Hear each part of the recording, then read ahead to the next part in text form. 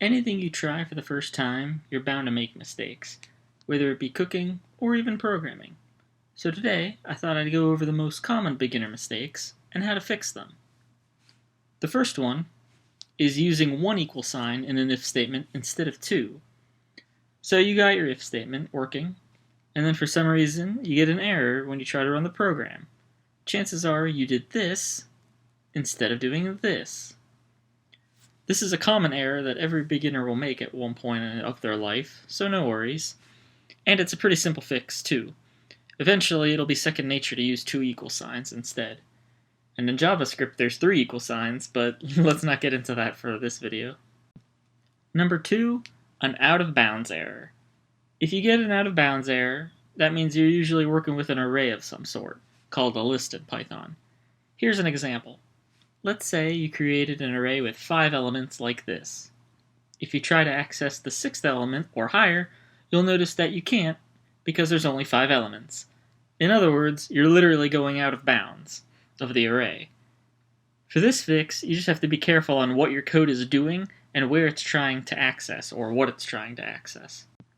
Number 3, cannot convert something to something. I used to get this error all the time when dealing with functions. This can also happen when you try to use an if statement to compare two different data types. Let's look at both examples. Here's a simple function that takes two integer values as input and expects an integer as an output. This should give you an error, or at least it did in C#, where it says you cannot convert double to int. In a situation like this, you need to make sure that you're being consistent with your data types. On the right, you can see the correct syntax, where a and b are both int variables, and you're merely adding the variables. Here's the if statement example. This will usually give you an error saying something like the operator equal equal can't be applied to an int and a string. Avoid comparing two data types when you can. Number 4, bad variable, function, and class names. Hopefully this is a mistake you'll do more on your homework than at a company. The variable called x tells me nothing, unless it deals with the x-axis in math. Instead, try something like cost of food. This tells me that the variable is probably a number, and that most likely deals with the price of something. Maybe not the best example, but it's still better than just using x. Another example is with functions. Functions are like verbs. They do something. Calling a function a letter, or something vague, doesn't help other people trying to understand the code. A good example is calling a function add two numbers.